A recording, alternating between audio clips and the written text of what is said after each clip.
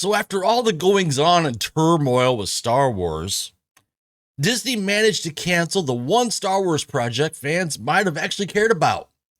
Adam Driver says he and Steven freaking Soderbergh spent 2 years building a post-Rise of Skywalker movie called The Hunt for Ben Solo. And Disney killed it faster than Rian Johnson killed Luke's dignity. Because when you're Disney, the only logical move is to say no to talent, no to passion, and no to storytelling that isn't a green screen parade. Roll the intro.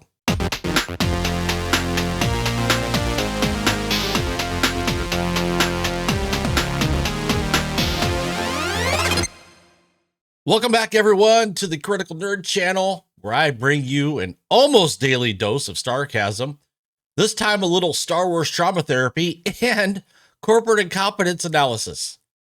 If you love real Star Wars, I'm talking the original trilogy here, the kind made before it turned into a Tumblr fanfic, smash that like button, hit subscribe, and ring that notification bell like you're summoning the Force ghosts of Lucas' original trilogy. Just when I'd found inner peace, maybe even meditated once, Disney dragged me back in because apparently we could have had a good Star Wars movie, but Bob Iger had to say no again.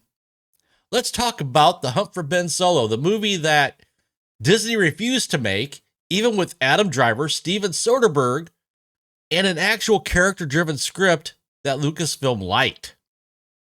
So here's what we know. In a new Associated Press interview, Adam Driver revealed he'd been talking to Lucasfilm since 2021 about returning as Ben Solo if the right story and director came along. He brought in Steven Soderbergh. They developed a film set after Rise of Skywalker about how Ben might have survived and sought redemption. Driver called it one of the coolest scripts he's ever been a part of. Handmade and emotional like Empire. Not another CG fireworks show. Soderbergh worked the treatment with Rebecca Blunt, then brought in Scott Z. Burns to write the script. Reportedly paid around $3 million for the job. This is a quote from Soderbergh. I really enjoyed making the movie in my head. Sorry fans won't get to see it. And yes, I know what you're thinking, but Ben Solo died at the end of Rise of Skywalker. Well, yeah, he did. After the galaxy's most cringe-inducing kiss. But the pitch was a character piece, not a VFX arms race. And Star Wars has never been shy about creative survivals. Here's where it gets infuriating. Driver says Lucasfilm loved the idea. Kathleen Kennedy, Dave Filoni, Carrie Beck, they totally understood our angle. Then they brought it to Disney HQ, and Bob Iger and Alan Bergman said no because they didn't see how Ben Solo was alive.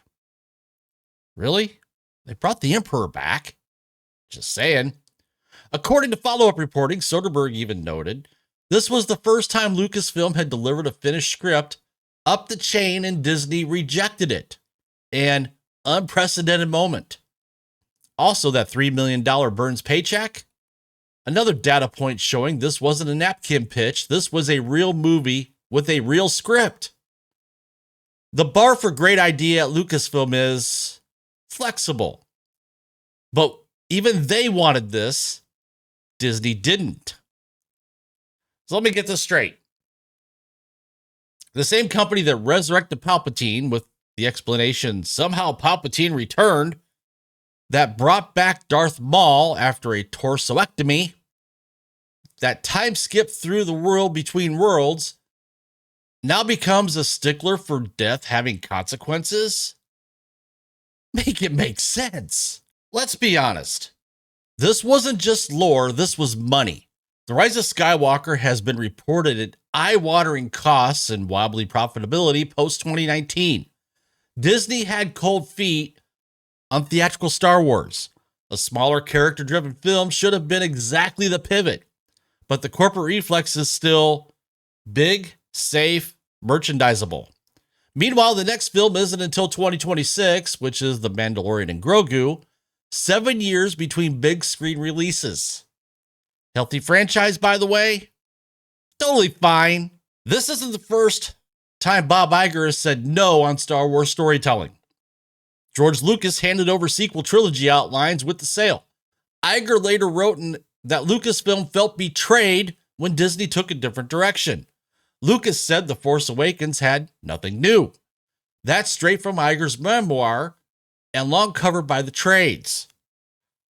Fresh reporting says Iger personally pushed away Lucas-style myth arcs and Skywalker-centric directions because brand management beat mythology. How did fans respond, you ask? By literally flying a banner over Disney Studios in Burbank that read, "Save the hunt for Ben Solo." Yeah, really. Multiple outlets captured the stunt and the organizers' quote about how much Ben Solo means to fans. It's the hashtag release the Snyder Cut energy. Except this time the movie got grounded before takeoff. Here's the heartbreaker. A Soderbergh-helmed, smaller scope Star Wars film could have been the palate cleanser this franchise needed. Practical, character first, empire toned, and made for far less than a VFX pig out. Driver was in, Lucasfilm was in, the script existed, and Disney blinked. Even critics of the sequels conceded Ben Solo Kylo Ren had unused potential. Driver gave the role more depth than the storyline earned. This was shot at actual redemption, narratively and reputationally. So to recap here, we have this. Adam Driver wanted to come back. Steven Soderbergh wanted to direct. Lucasfilm said yes. Disney said no. And the rest of us said, of course they did. Maybe in Star Wars, no one's ever really gone except the good ideas. So with that, I'm the Critical Nerd. Drop a comment. Would the hunt for Ben Solo have restored your faith in the franchise? Or should Ben stay gone? Like, actually gone? Smash that like button, subscribe to the channel, ring that notification bell so you don't miss another one of my videos, more specifically around corporate incompetence in Hollywood. May the Force be with you, because it sure isn't with Bob Iger. Out.